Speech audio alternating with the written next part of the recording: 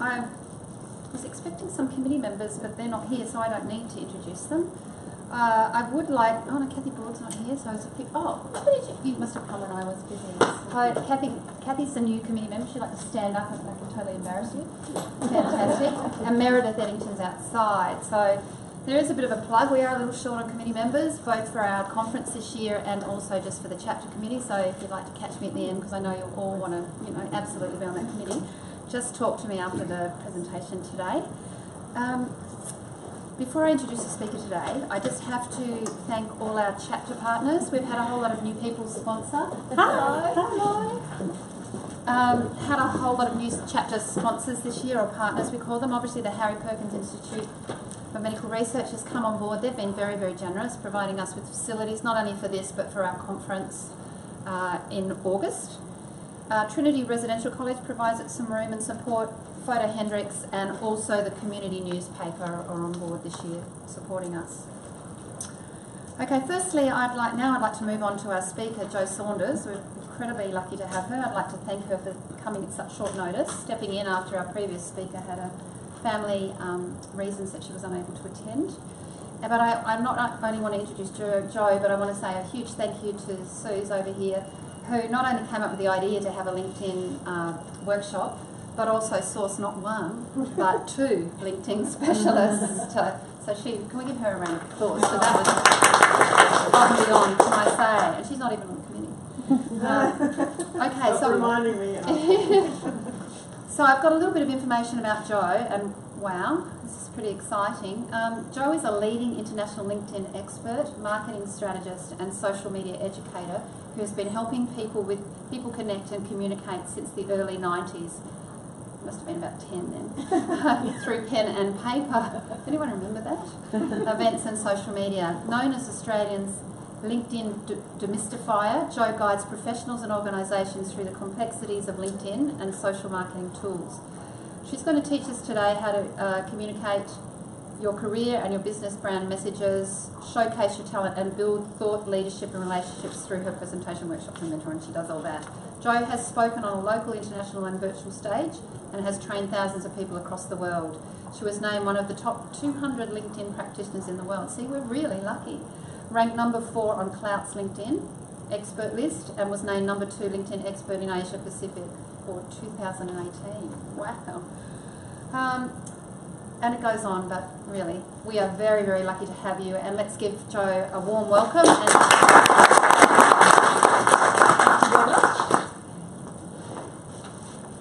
Yeah, I'm not that young. No, that was a compliment.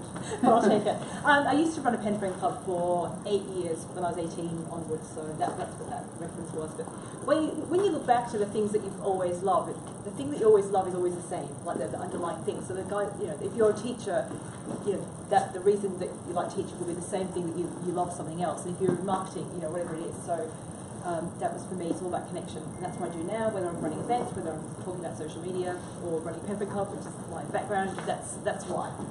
So, just check this work. Yeah, good. So, who here is on LinkedIn? Excellent. Who uses it sort of regularly, say weekly? Yeah, great.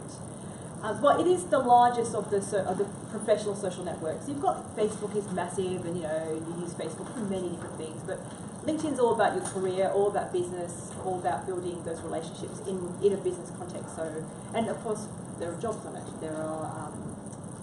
There's networking opportunities. So recruiters are using it. But not only that, schools are using it.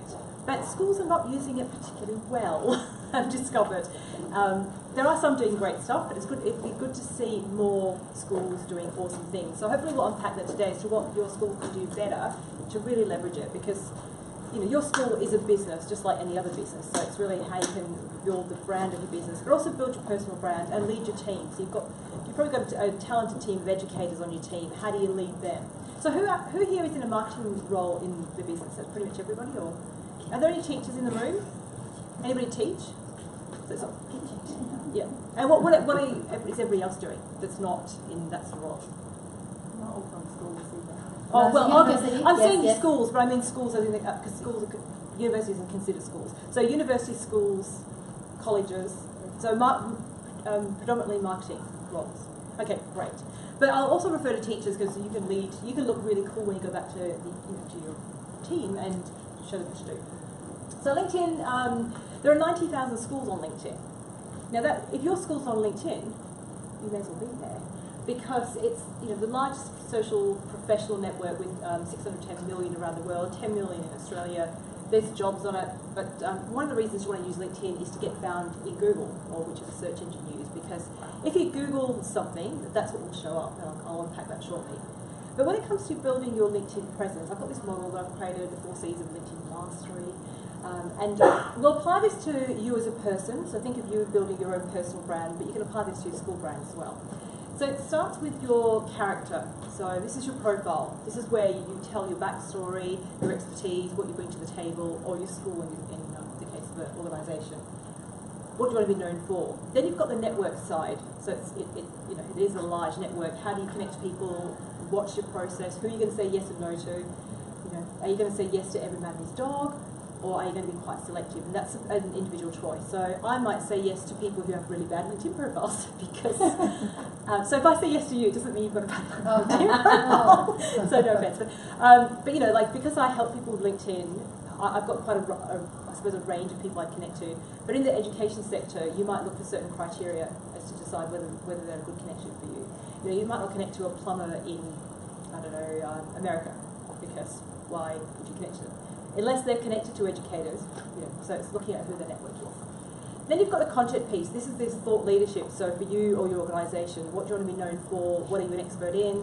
What is your school a specialist in? Do you have a specialist stream? Are you part of a business school within a university? So what is it you want to be known for?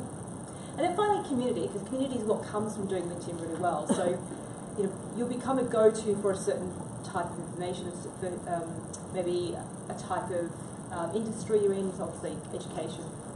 And I'll go through some examples of people that become that in their space. So, maybe digital marketing is your school speciality or the staff you've got. So this is where you can lead the way with your teaching staff. What are they known for, and let them become the thought leader. Because like I say, you've probably got some great staff on your team, and often they don't showcase themselves because they don't know how to. They're too nervous to do it, or they just don't think they can. So that's how they can do it well. But I've mentioned Google. So who's Googled yourself recently? Anybody? Yeah? Okay, cool. Did you find good stuff? Minimal. Which is good and bad. Good. Good that it's not any bad stuff, but it depends on if you want to be known. All my business stuff came up, but nothing else of a personal nature. Yeah. But it's something you want to do on a regular basis to make sure that what's out there matches actually who you are.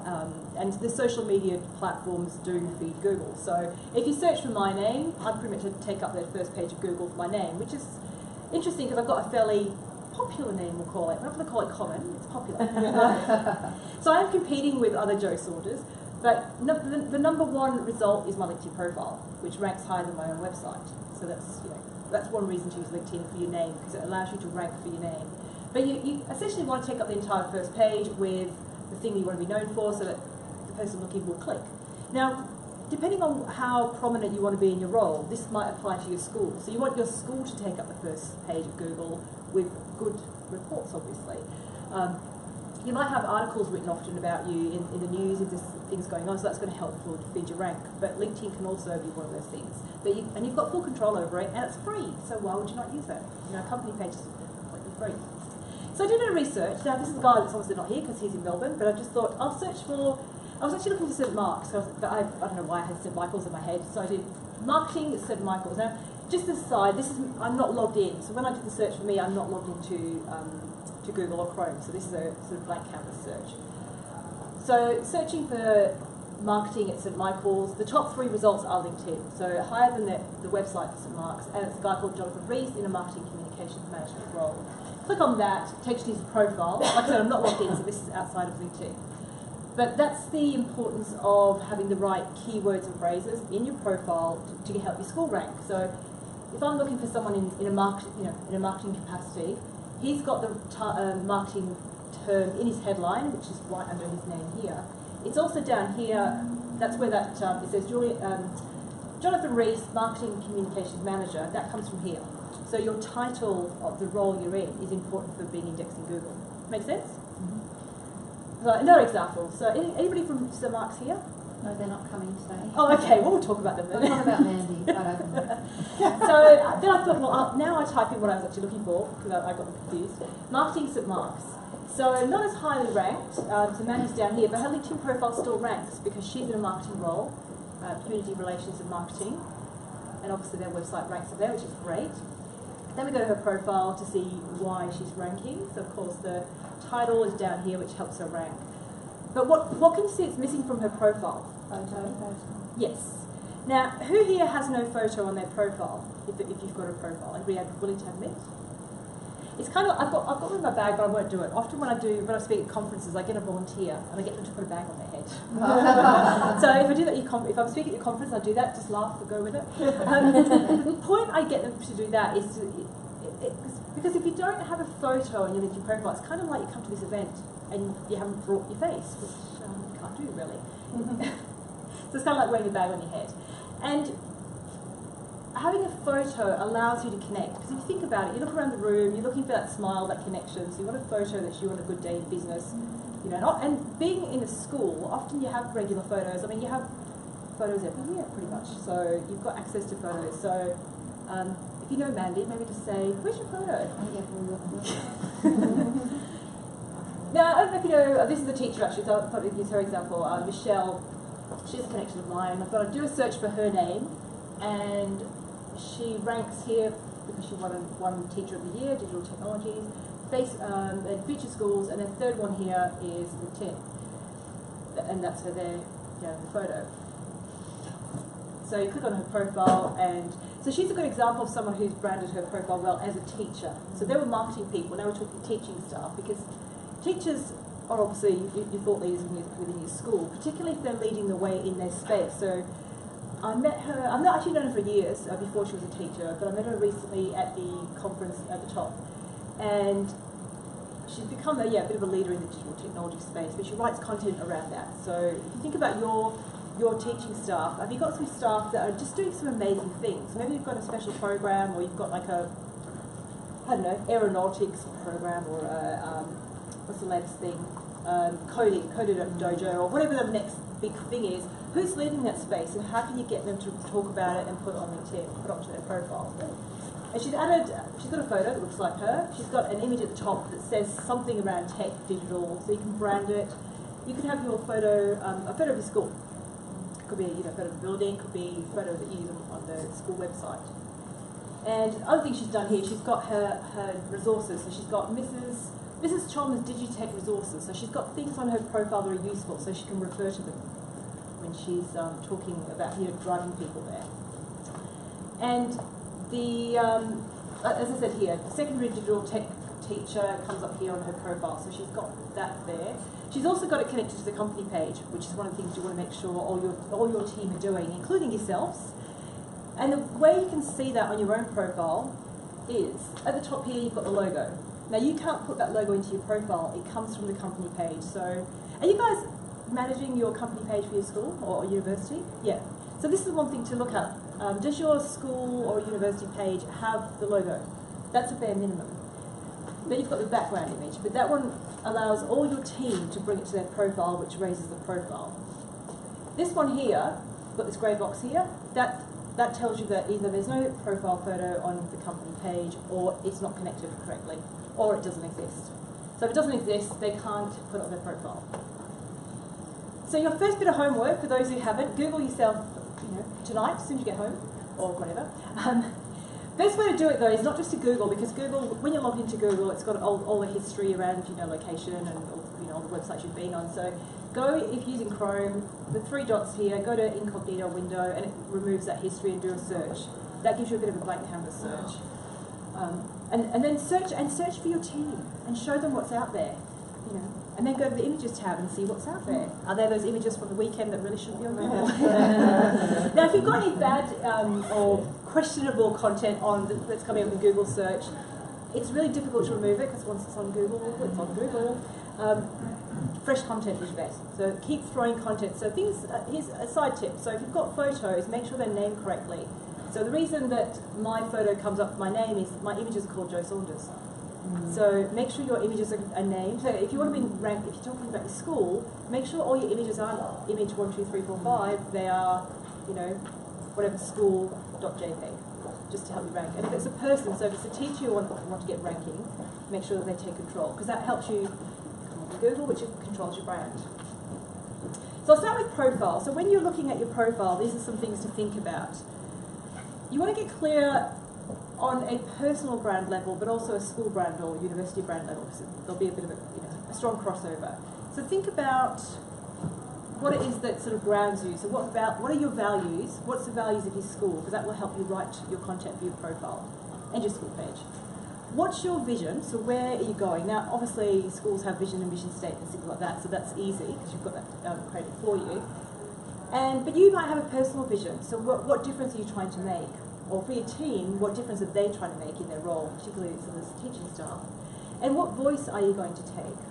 Now, by voice, I mean, are you very controversial over here, or are you quite conservative? Or are you, conversational? So think about where that is. Because if you're on Twitter or Facebook ranting about your weekend or ranting about whatever, and then your school brand's over here, as we see, things show up in Google.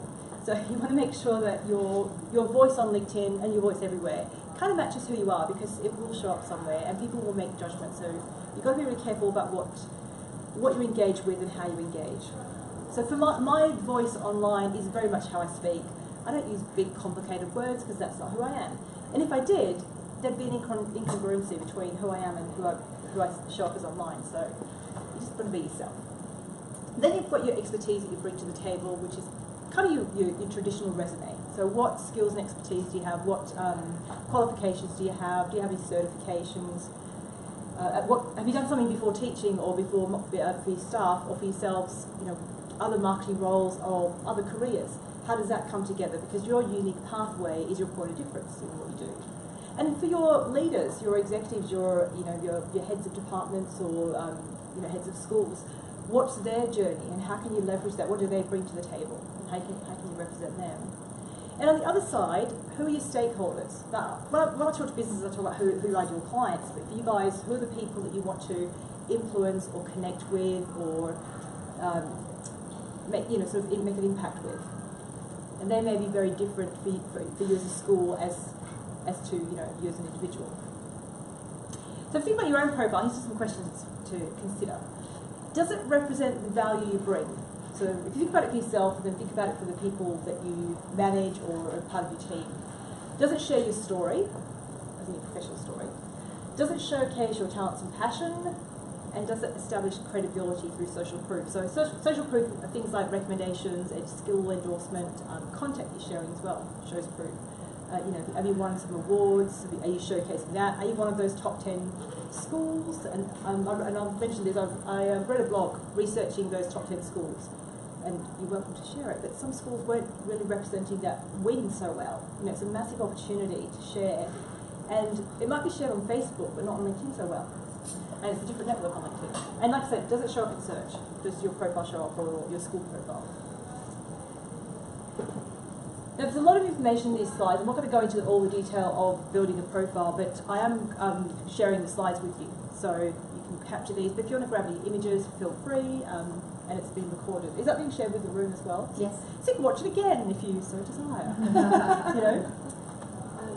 So with a profile, you want to make sure that you've got seconds to make an impression. They used to say 7. I reckon it's more like 3 or probably 1 with how attention span these days. Particularly on a mobile phone, you're scrolling through things. So if you're doing some research, you've got to grab attention fast. So like I said, you want to have a photo that looks like you on a good day. So that's me with a good hairstyle. This is me with a rushed hairstyle. And the shade of blue is changeable. If you change your hair a lot, I change my colour quite often. I've been blue for about 4 months now. I was red and black before that, so make sure your photo looks like you. So if you change your hair colour a lot, then that's a good excuse to change your photo. But if you haven't changed your hair for 10 years, you still might have aged, so don't be hanging on to the youth. Yes. You want it to be so when someone meets you, they recognise you. That's the main thing. The image at the top, like I said, the background image, does that showcase who you are? Now, as a school, it makes sense to put your school branding there if you're promoting your school. And you could instruct your team to do the same. Give them some images to choose from, off we go. The most important piece of text on your profile is this here, this headline. Now that's quite a long version, that's not my current version. You've got 120 characters. There's a bit of a hack though, if you want to say a lot. On desktop, you've got 120 characters. On mobile, you've got 220 characters. So if you want to write a long piece of text, do it on mobile. But then if you go to desktop and update a different part of your profile, you can't then save it because it tells you it's too long. So you have to then go back. It's a bit finicky. But it's a bit of a glitch. It's been around for ages. So that's how you get the long headline. But your headline is essentially your elevator pitch. So if you were to all introduce yourself today, you'd sort of say who you are, maybe you probably would say what school you work at, but what role you're in, what problem do you solve. So this is where you want to work out for your team, what format should the team take, because you want to look consistent. So if it's your title and school, which is what LinkedIn actually pushes you to do, that could make sense. But if you're And schools make more sense than business, because some businesses might have a weird name that doesn't say what they do, like Apple's a good example. Well, Apple, if you don't know Apple, you'd think, what do Apple do? Do they sell fruit? So if you had, consultant at Apple, no context. But in a school, obviously your school name is known. And if your school name or university name doesn't have like university or school as part of the name, I mean, you could add it, but they're pretty well known, I suppose, so you don't have that to worry about. And then you want to unpack your story. So I talked about being found in Google. So one of the key places is your headline, having those words there. So and this is where the bit that goes back to the staff. So for your staff, you might have teacher at school X or lecturer at university Y, but you want to add what they're a teacher of. So if it's digital tech, if it's English, are they head of English? What their role is. So you can go beyond just being a teacher. Because teacher in itself is a bit broad. Because when you're in Google and someone's searching for digital technologies and they want to know who's out there talking about that, then that will help you get found. Tell your story, like I said, this all comes in this section here, your summary.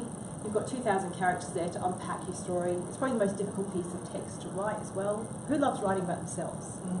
It's horrible, isn't it? We don't like doing that. I've obviously gotten over that because that's what I do, and I do write profiles for people. But what I've developed, and as part of, I've got a landing page with the slides on as information. I've got a LinkedIn profile blueprint to help with formulas to help you write it. Because the worst thing you can do is not include the section or just put in some very basic information. I mean, a lot of people make this mistake of talking about themselves first. So you could say, I'm the #1 leading blah blah blah in this space, and it's about you.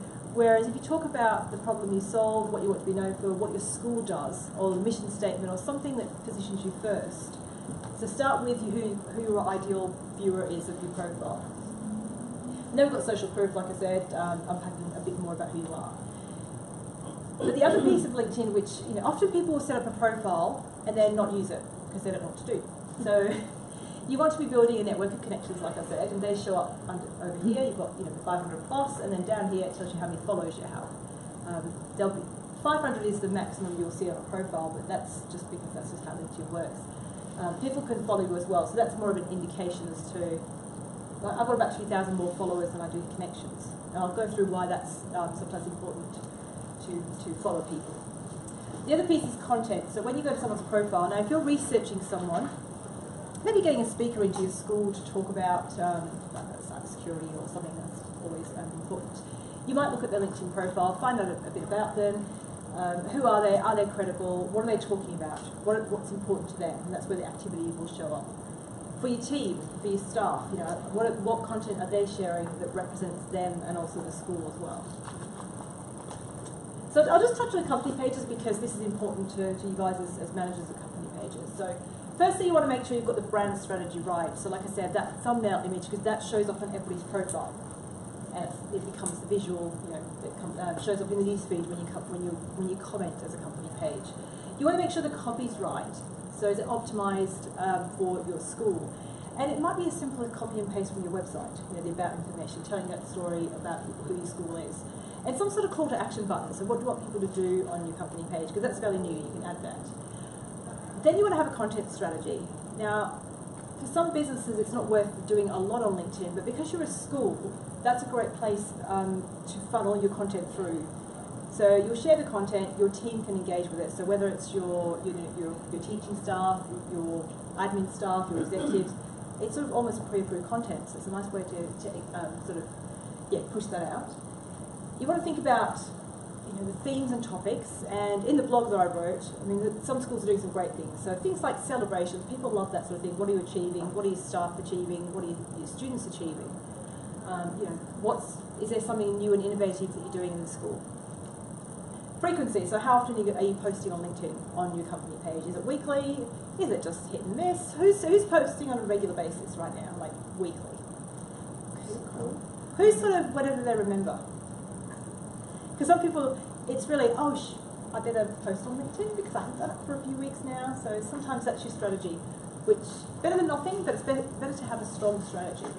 And then the types of content. So you can have text, and interestingly, text tends to perform best on LinkedIn, which is interesting because it's boring. It's not visual, but it is changing. So you can have images on LinkedIn.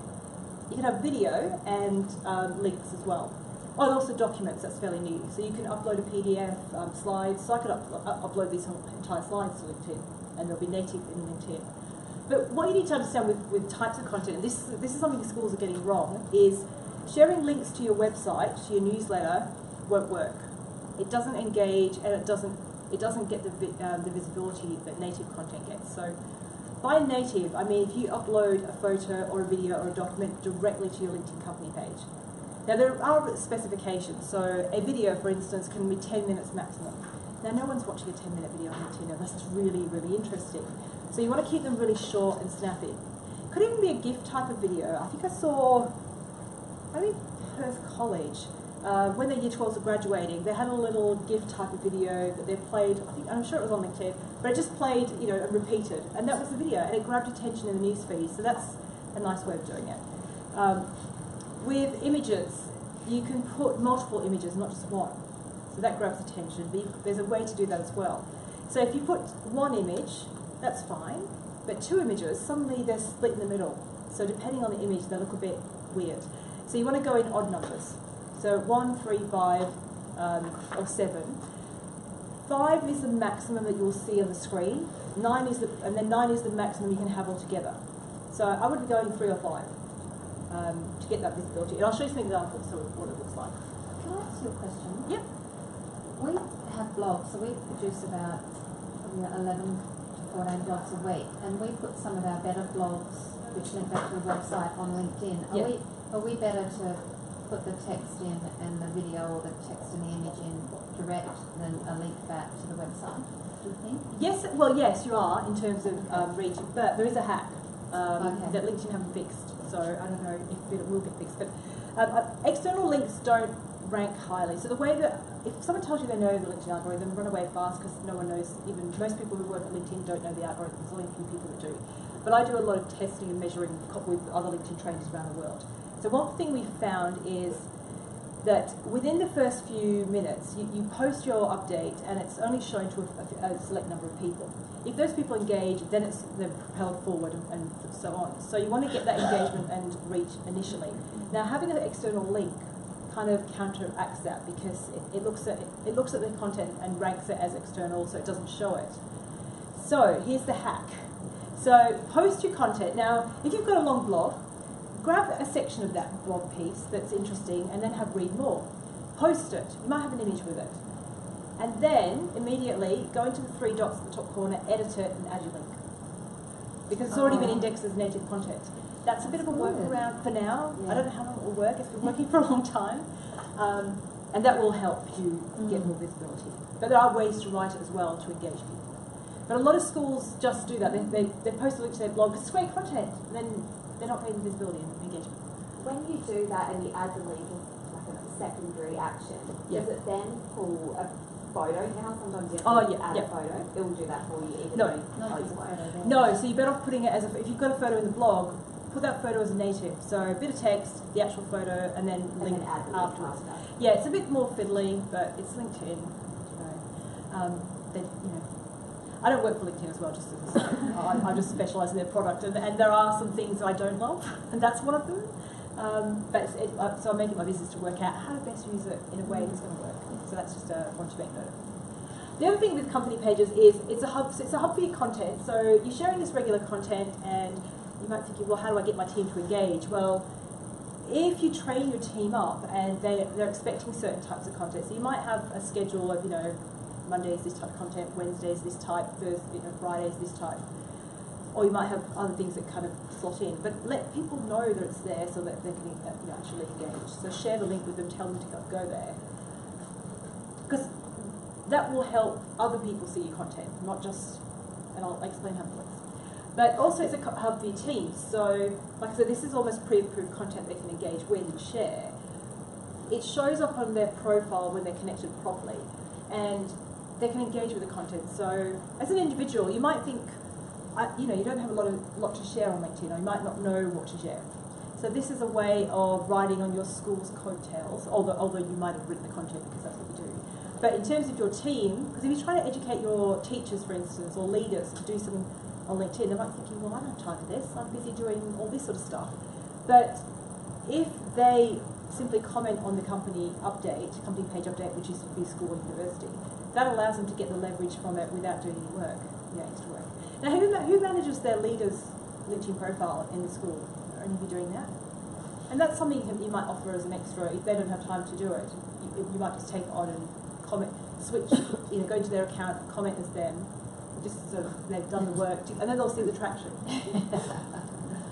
But obviously that's a whole other area, because you're getting access to their account, so that's a whole, and whether that's appropriate or not, probably not. It's probably better you educate them to do it themselves, but the time is always an issue with them, and they're not always necessarily very tech savvy. I've got other people who I know keep trying, but So managing it for them would be great. Yeah. Just finding the voice that. Yes, and that's challenging. Because they're sometimes conservative. Yes.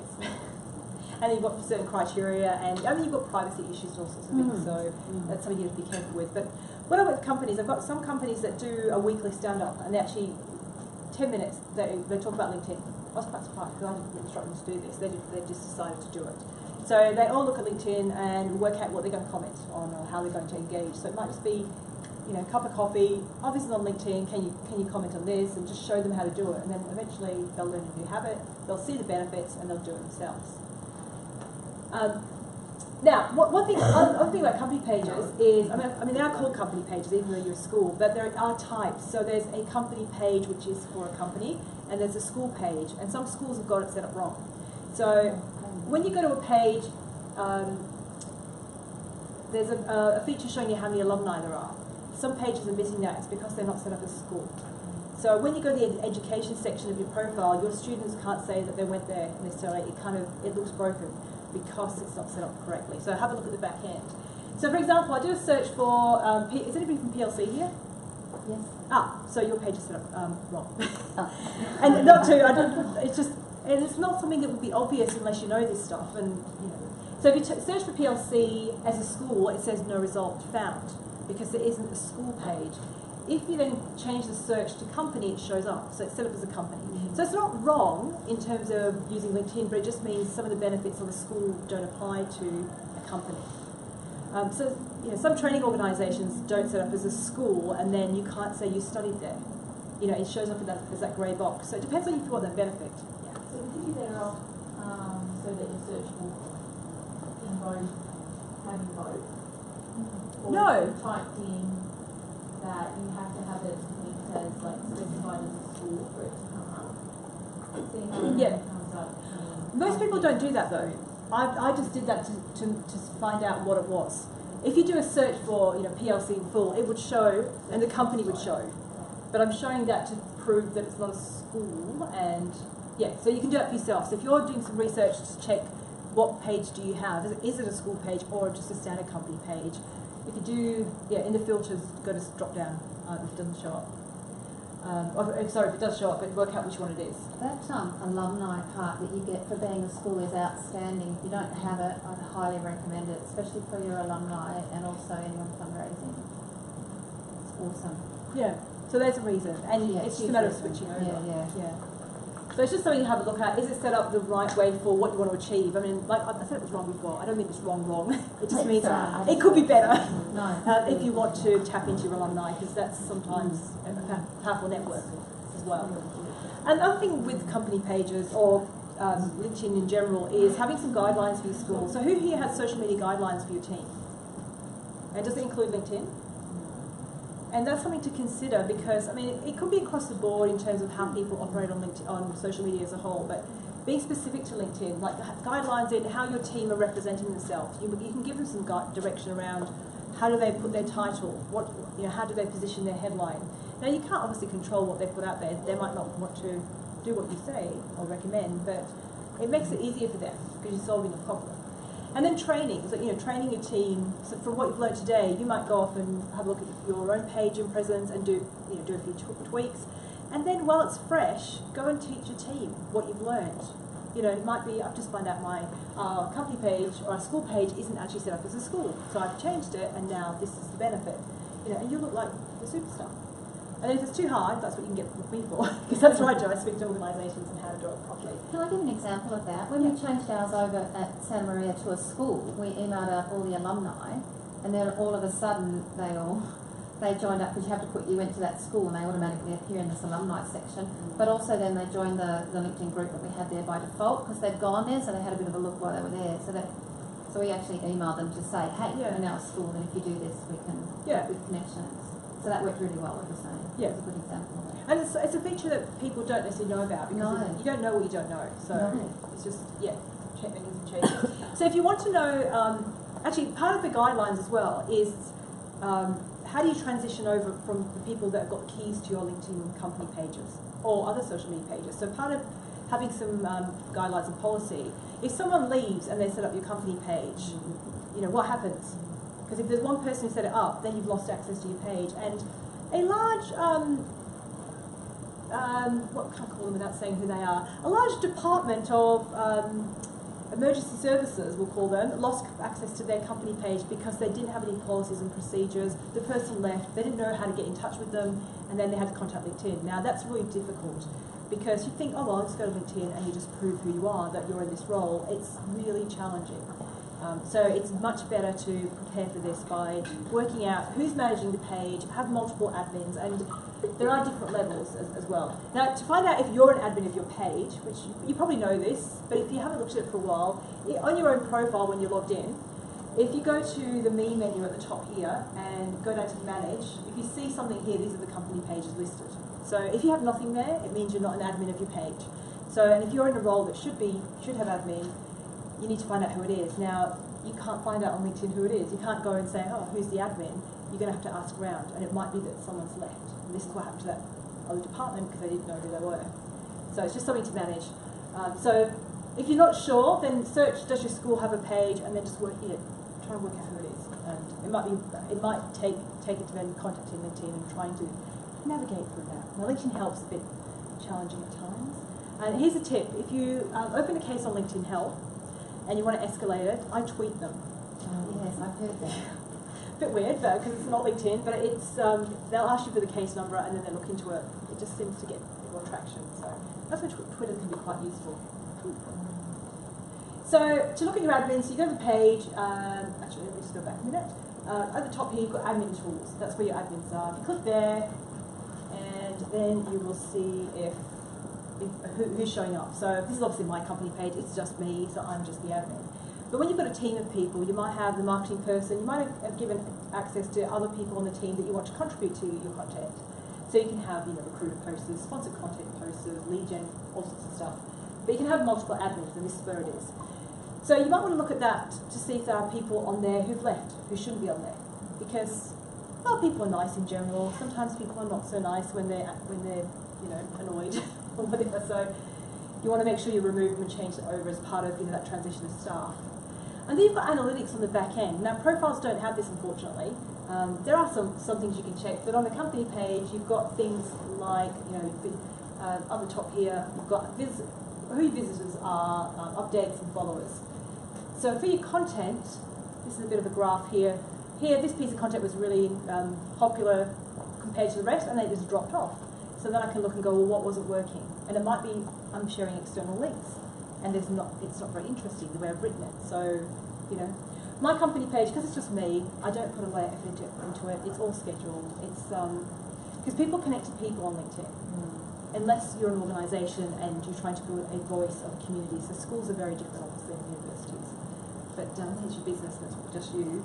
It's better to put your time into your profile.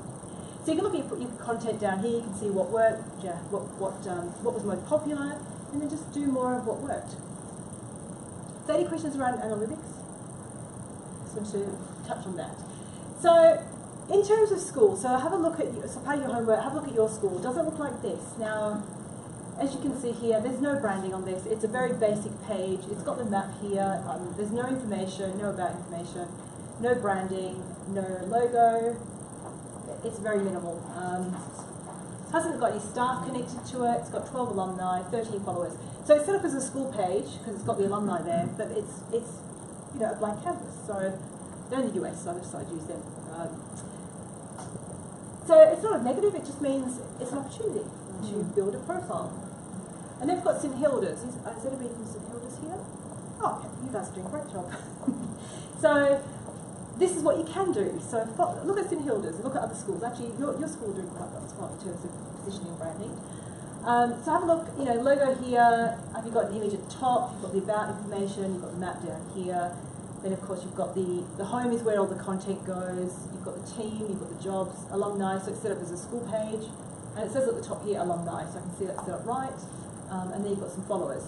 Now the hardest thing with a company page is to build followers because, you know, it's easy to connect to people because, like I said, people connect to people, but how do you get people to connect to your company because that's an entity?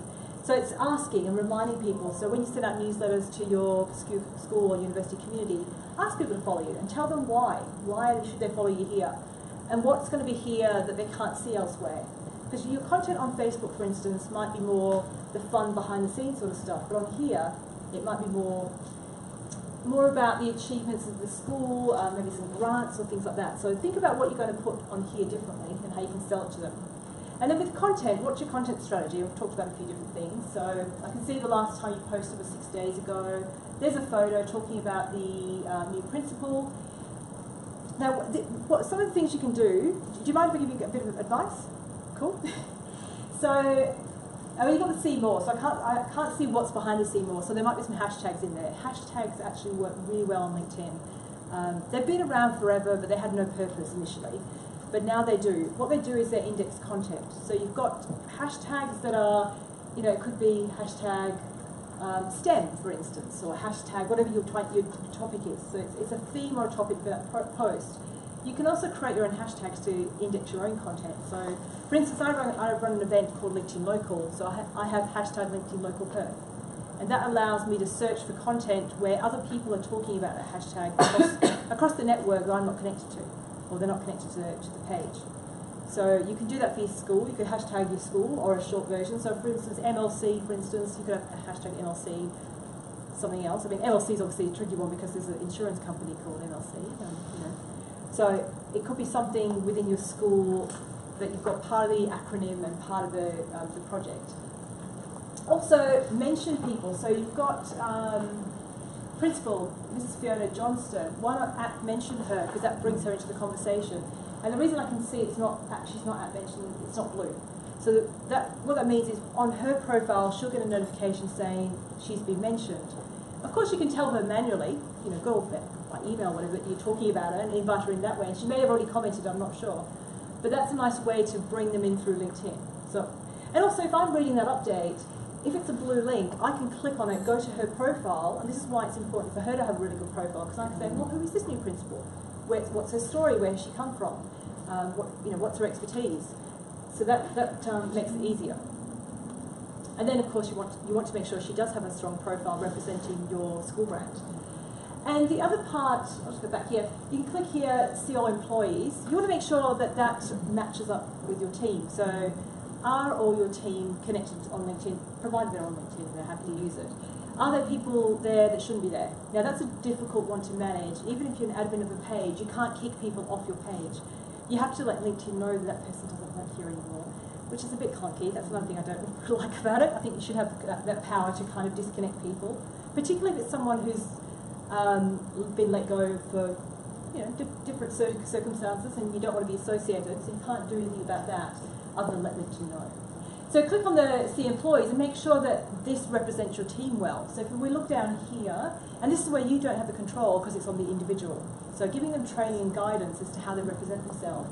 Like this, the top one, that looks like a great professional photo, whereas this one, I don't know, singer and lead singer. So, but she's associated with the school, so maybe she's on the school board, maybe she's in a different capacity. This one here doesn't have a photo, and that one looks like, I don't know, something colourful. Umbrella's upside down, so, and she's direct. Actually, is that person here? No. No. I was looking at the moment. Don't show the video. But if it's someone who's got a different type of photo that's not there, you'd be questioning why. Because, like I said, it's like networking with a bag on your head or a picture of umbrellas on your head. So it depends. It depends on, do you want to be out there or not? And unfortunately, well, not unfortunately, I mean, we're already out there. If you've got a profile, you're out there. So you may as well just own who you are and be you on a good day. Then we've got the University of Western Australia. So I'd rather include, so it's not just about schools. So the university obviously set up as a school because it's got the alumni. You've got the content. Now this is a native video, and I can see that because it automatically plays and there's no YouTube link. And that was posted 43 minutes ago from the time of it. So you probably posted that. Are you doing this? Who is you doing? Wait, is that you? No. No. Oh, not you doing it. I just did that. Okay. Yeah. So that was only posted 43 minutes ago from the time I captured this, and there were 3 likes. So now it might have escalated. There might be more likes. But what's missing, once again, there's no hashtags, there's no tagging of anybody. Now it depends if it's relevant, but if it's about somebody, I mean that's about future student advisors, but is there some way of including people in the conversation? And then if you click on the alumni link here, now this is where the power comes in of the alumni. You can see who are the alumni, so not just, you've got the ability, like I said before, to click here, who are the employees, and there's nearly 6,000 of them. And then you've got 84,000 plus alumni. Well, who are these people? So of course, I'm looking at it from my point of view, so the people at the bottom are going to be my connections, that they're alumni. But you've got that power of tapping into them. So what do you do with your alumni? So you mentioned. Well, we've only just converted over, but I think for Jackie, she'll be connecting with some of the people that went to school, because she is actually our alumni coordinator, but she's also an old girl at the school, so she likes to connect with them ends up being professional but personal, so that she can get in contact with them to be guest speakers or come back to different things, or so we can use them for the mentoring program, whatever it is. We're able to see them now, which was really good. We write it down. And then Linda will write a story on them. Oh, perfect. So it's all going on. Yeah, that's great. Because you can see what they're doing, you can see where they live, there's a lot of information about them, and if you know how to search, you can find people in certain roles. Do you know Boolean searching? Oh, it's a Google thing. Boolean searching. So LinkedIn has, I wasn't going to talk about that, but I'll mention it now. So LinkedIn search, you've got filters you can apply. So in that bar at the top where you search, you can put in, like I did before, marketing, whatever school. You could put marketing and University of WA together. Now Boolean searching is using and, or, not, brackets and speech marks. So if you use and, it means term 1 and term 2. Or means the profile has to have this term or that term. Not means this term but not that term. If you want to group things together, so for instance, the word marketing by itself is obviously marketing, but if you're looking for a marketing manager, if you put in marketing manager, it's going to look for marketing manager as 2 separate things. So if you want them to be in that order, because it's going to bring up profiles with the word manager, and there could be a manager of something completely different. So using the speech marks will keep them together. Commas, brackets, it's called BODMAS or whatever it's called, the maths formula. Brackets before, blah, blah, blah. Yeah, maths not my strong point. But it's that helping you search better. So if you apply that to alumni, then you can search for those. If you're searching for people in a particular role and they were at the school, then you've got the ability to find, particularly if it's a huge alumni, you're trying to find some people there. Does that make sense? I know it's a bit late in the day for maths kind of board maths stuff. So you want to use LinkedIn to engage and influence the people or the people or entities that you want to build a relationship with. So it's a great research tool. So like I said, if you know how to research properly, you don't need the paid version of LinkedIn. Who has paid premium? Like, anybody here? We're all tight. No. Or school budgets, School yeah. budget, maybe not give you anything. Well, I did the trial the 1 month, Yeah. which was free. Yeah. And I didn't see any, it's $75 per month. I Yeah. think. And I didn't see any, because it was free, it was fine, but I didn't see any extra value. Yeah. I don't know. So I've got premium because I'm in it every day. So yeah, some of the things that people like, you can see who's viewed your profile for 90 days. You can see everybody. But unless you're using that information, it's not worth But to paying me, for. it's $75. It's a lot of money just to be a stalker. To see who's stalking you, whatever it is. It's not worth it alone. So you have to look at the features and work out are they useful. Now you just hit on a great tip there. Every 12 months you can get a 1 month free. Yeah, I did it twice. So if you do the 1 month free and go through all the features and then just do all the things you need to do, all your research and whatnot, and then in 11 months' time you do it again. Yeah. And then remove your credit card details because otherwise they charge you.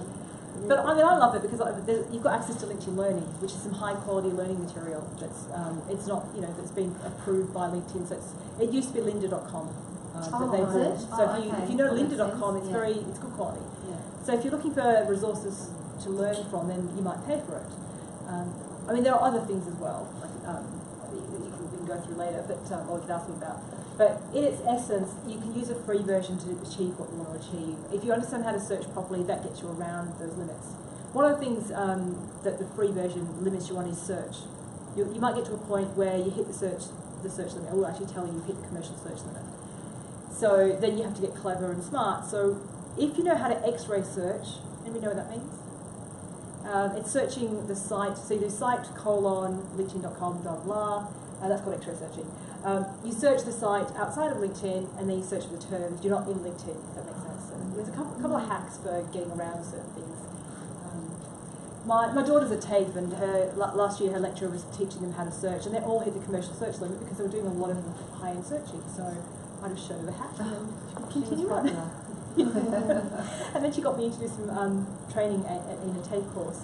And then she realised, hang on, that's my mum, that's going to be really embarrassing. Yes. Oh dear, things you do. So when you've done the research, if you're looking for particular people, and say it's alumni looking for guest speakers for your program, then you might find them, you might follow or engage with them. Now there are reasons to follow people over connecting to them depending on your relationship. And I'll step into that in a minute. And then of course posting and publishing content. But the most important part of LinkedIn, other than posting content on your company page, is to engage with it. Because otherwise, you're posting it, but no one's talking to it. No one's sharing it. So this is the important part of LinkedIn, and this sort of beats any other social network. So I'll just go through the profile and how the importance of building a network. So if this was me in the middle, and that's Bob on the first, he's my first level connection, I've said yes to him or vice versa. And then what happens is, I share an update on my LinkedIn profile. Bob's connected to me. So depending on the algorithm, he may see it. So it depends on those factors, when it was shown initially to people in my network who are engaged, did they engage quickly?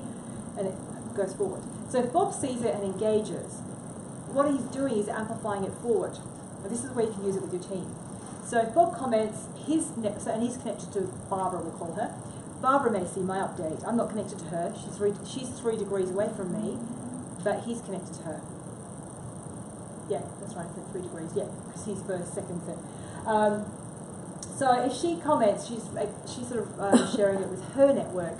So that's the power of LinkedIn, that you don't have to be connected to people for them to see your content. Plus it's public and it's indexed by Google as well. So if you think how this applies to your team, and the content is coming from a company page, so your school or company page, you share the post here, you're connected, so you might share it because you want to amplify it to your own network, but it might be more beneficial for your leaders to share it because they've got the influential network, depending on what the content is.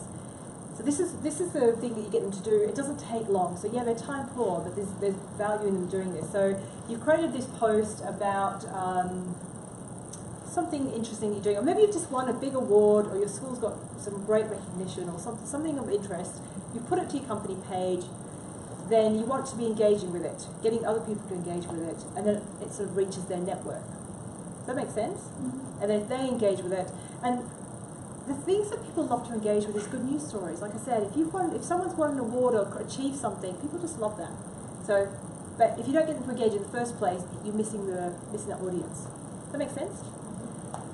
So that's kind of how the network works. So you might want to connect or follow people. So sometimes, if you know, as a professional, you might know someone or know of them, and it might be appropriate for you to reach out and connect to them. But some people who you don't know, or you're not quite sure, you know, if it's appropriate, you can follow them. Because that allows you to essentially subscribe to their updates. So if it's someone that you have some great information, say they're a marketing leader and you're in a marketing role, or as a teacher, a digital tech teacher might be following some digital tech kind of leaders, or, you know, an English teacher might follow English leaders. If they follow that person, they can engage with their content, but they don't see theirs. So in the newsfeed, they see their content, but the other person doesn't see your content. And you can't message each other, but that may not be it might be appropriate at that point in the relationship. It's more about seeing the content so you can engage with them. So the way you do that, this is mobile, because most people do use mobile. Who uses mobile more than desktop? Probably might be swayed. Yeah, who's desktop? Particularly if you're using it at work and you're sitting at your computer. So it depends. But on desktop it's easier, because if you hit the connect button on desktop, you get this little box saying, introduce yourself, so to speak. On mobile, if you hit the connect button, it just goes off and sends that really boring message that I'd like to add you to my professional network, which is not particularly useful. So what you want to do is hit more, and then you see personalise. So this one's hidden. Once again, if LinkedIn made that part of the connection process, it would make sense, but they don't. And this is where follow is. So if you want to follow someone, that's and you can't. It's not in the profile. It's in the more menu. So have a look there. Joan? Yeah. What's the disadvantage of just connecting with everybody? Like, people connect all the time and I just say yes. Yep. Because I'm not publishing anything personal. Yep. It can only work to my advantage as far as I can see. So yep. Why wouldn't you do that? Well, you can, and I connect to a lot of people, but some people are not necessarily ready to connect. It depends on the person, but there's no disadvantage to connecting, because what it means is you're subscribing to their updates, they're subscribing to yours. Now, if you're not active at all, then they're not going to see anything. But everything you put on LinkedIn is the stuff that you want to be seen publicly anyway. You're not sharing anything personal. They don't suddenly have access to your passwords or your birth date. That's private. So there's no risk. But it depends on how you build your relationships. It's a personal thing. Yeah. A question over here? I was just going to ask, how would it work for, say, a school if they just connected with all the parents and all the kids that wanted to connect? Yeah. Wouldn't they be in a better position to manage that so that they don't necessarily have everyone connected to them, and they want to design their audience around maybe a different area, like business connections, or you know what I mean? Like, Yeah. once you get all the parents connected and message and interact, it could get overwhelming to manage that. Yeah. Well, it depends on how they interact. So parents are a good one, because sometimes parents can be quite opinionated. Yeah. And do you want that on LinkedIn? Because it's your professional network, so you might encourage them to follow your page, or talk to you on Facebook, like on your Facebook page rather than LinkedIn. So it depends on how that's managed. And unfortunately with LinkedIn, you can't segment your audience. So there's no way of grouping. Like on Facebook, I don't know if you know Facebook lists, on your profile you can add people to a list and limit what they see. So there's ways to manage that. LinkedIn don't have that feature. They used to, and they took it away. So it depends on, I suppose, how your audience are in terms of, are they quite respectful and polite? Because also, if they understand LinkedIn, if they put something or ask a question that's not particularly useful, then that's going to be seen by their network too as a parent, which is their professional network. Yeah, so it might be an education thing to educate parents as well how to interact, because some may not know. And you can just ignore the request. Yes, so that's a really good question. So if someone sends you a connection request and you don't want to connect to them, you can hit the ignore button. They're not alerted. They don't get a big flashing light saying, you've ignored them. No, it doesn't happen. The only thing that they would see is they'd see that you're a second level connection. So, you might just say you're not active on LinkedIn, you haven't processed it, so you can come up with some reasons to why, but they're not alerted that you said no. Same with when you remove people. So if we're connected on LinkedIn, I don't like your content, so I want to remove you for whatever reason. You don't get a flag saying Joe's removed you. You just quietly do it. But if you're on someone's profile and you've got your settings turned on, which when I look at your profile, you'll get a little notification saying Joe's looked at your profile, or in your profile views, and then suddenly we're not connected. People are smart and they put two and two together, so it depends on how you manage things. There are ways of doing it, so they don't see you, and you can go anonymous as well. That's another thing. So by default, people know when you're looking at them, which is useful in a business relationship. But there are sometimes reasons you want to research or stalk people for, for research purposes and not flag that you're looking at them. Particularly if you're in the job market and you're looking at another person's role, or your ex or somebody. You don't want to flag that you're looking at them. That's a whole other topic, though. So I'll just go through some examples of some actual posts on LinkedIn. So this is Yellow. And I'm sorry. Nothing to I apologise couldn't about. tag the principal because she doesn't have a photo. Well, it doesn't matter if she doesn't have a photo. Does she have a profile? She has a profile, but no photo on a profile. Oh, okay. So and I went, she hasn't done any of it. So you didn't want to sort of highlight her in that case. No, So that's a good reason not to. Set up. Yeah, so fair enough. So you might want to talk about the principal, and if they're not looking good, then don't tag them, because people will be they're going to be curious and make a claim. That's one thing that you won't see. Your company page won't tell you who's clicked on those links either. On her end, she'll see who's looked at her profile potentially, or how many people, but you don't know if it's from this or where it came from. So a couple of examples. This is a native video, so that's what I mean. You put the video straight on there. International Women's Day is obviously something newsworthy right now to talk about. You've got hashtags, so that's great. But it's really, what else could you do? Could you tag? Could you mention people? It's relevant. Could you mention some of your female staff that just as part of it? So it's just getting creative with it to bring people in.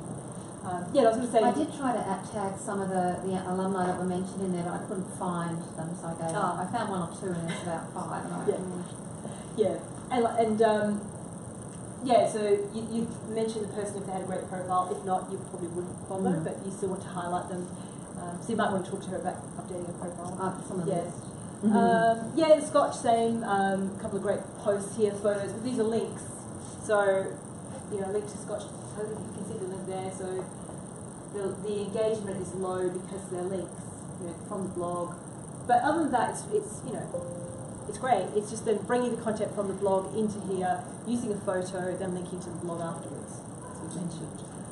Hail, congratulations to teacher Wendy. They could have mentioned Wendy to bring Wendy into the conversation, also highlight who she is, providing she has a great profile as well. And they've got hashtag Hail School. Maybe they could have hashtagged something else to do with the award or something.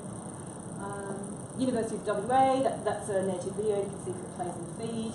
And it's got 2,500 views, 46 likes, 3 comments. And probably because it's native, whereas if that was a YouTube video link, it wouldn't have as many. I mean, that's not huge views. It's not huge engagement, but it would have less. They've got a link up there, though, so that might counteract the fact that it's a native video as well. Another one they did, another native video post. They've got hashtag Harmony Day, but what else could they have done to tell that story to kind of engage people? And then this is actually on my company page. Now, this is one that didn't work. It's my blog.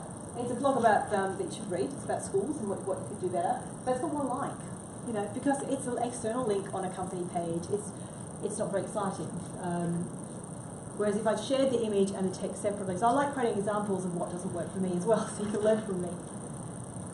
We have time. We better finish up. And then things that do work. So photos go in odd numbers. So that's a group of 5. That's a group of 3.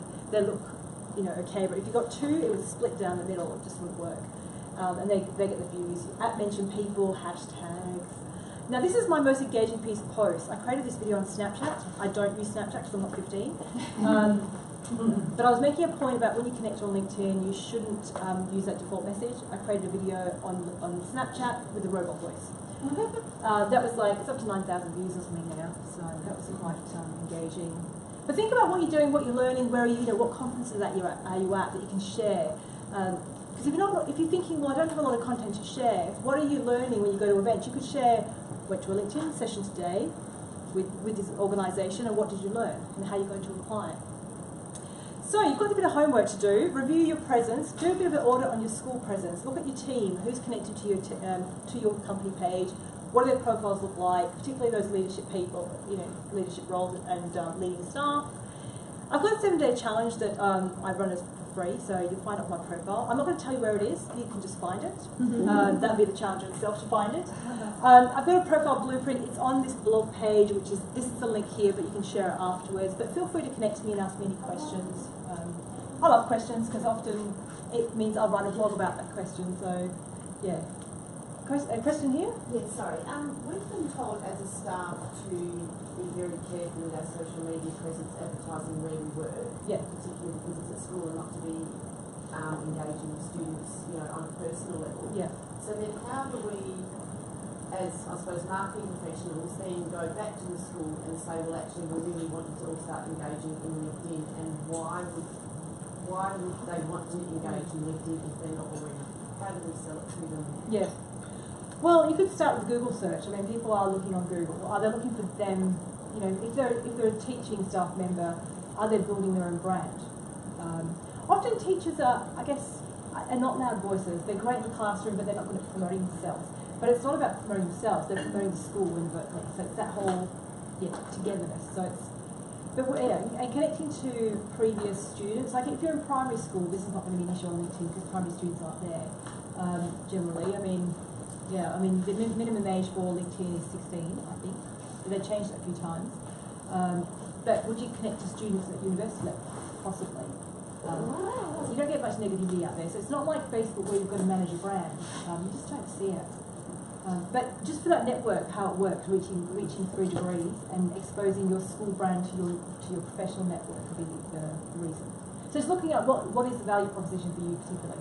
I think that we've got a bit of an argument because it is a business platform. It's totally different to Facebook. I reckon we could go in and argue that this is a professional social media space, and people don't do what they do on Facebook in a professional sense. There seems to be the unwritten what you do and don't post on that network. You don't see drunk shots or the videos being silly and all that on that particular network, do you? It's totally different. So I reckon we could probably think about that and put that to them as the professional business type setting. It just seems to be, it's just different. It's a different culture on LinkedIn. It's a different etiquette.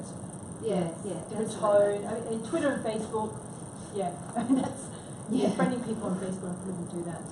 No, it's a different. Say for universities is going to have a policy of staff go on LinkedIn. They have to be wary of their privacy settings on social media. Once for that stuff is made, so say what do you mean, the privacy on LinkedIn? No. Or just in general? The other. Oh, okay, yeah.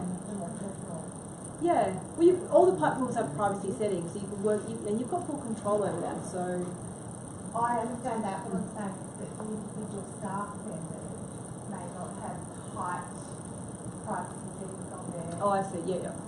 Yeah. And it might just be an education piece, showing them how to do it. Because if you've learned how to do it, for instance, on Facebook, how to lock it down so your friends aren't public and things like that. Because you don't want to be, putting yourself at risk. Particularly, Facebook might just.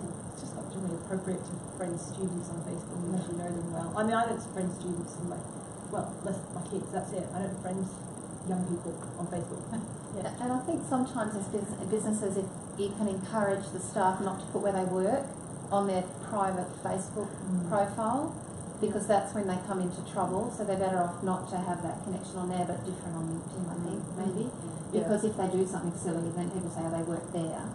Because there are companies that are outside education where they've had big clients, corporate clients, and they've recognised this person and looked at them, and they see that they work at one with Southern Cross Austereo, and they pulled their account because this person had a comment about them, or Jetstar it might have been, what do they call Jetstar? There's a name that we all call them. And that then that person lost their job, and also they lost the account. And that's because they could tie it back to Southern Cross Austereo. So you're better off not to have that on your phone. And you really need to be careful. Everything you put online is public, essentially. You've got to go with that viewpoint. Even if you change privacy settings, would you be happy for your school to see it? Would you be happy for your grandma to see it, for your kids to see it? I have no idea. I haven't thought whether it's completely gone. No, it's gone. No, they'll come back. Do we have any more questions? Yeah, did you have a question over there? Yeah. Yeah, sorry, I was just going to ask in terms of like content strategy with LinkedIn. Yeah. Do you think it's appropriate or relevant to share everything that you would to say Facebook and Instagram and Twitter to LinkedIn as well, or to have like maybe a different approach? Yeah. No, different approach. Yeah, I find with Scotch we generally go with more sort of thought leadership pieces, pieces from the headmaster, chiming in on, you know, I suppose, bigger world events like Women's Day and Christchurch attacks and things like that. Yeah. To be more appropriate and jobs, employment opportunities at college as well. So do you think that's a better approach for the audience that are on LinkedIn? Or, you know, sharing a photo of boys at rowing training is probably, I don't know, is that... Unless you're trying to promote your school as being, you know, like rowing as being the thing that you're known for. I mean, Facebook, you've got the ability to have photo galleries and things like that. And you can tag, and parents love to tag their kids in or tag themselves in.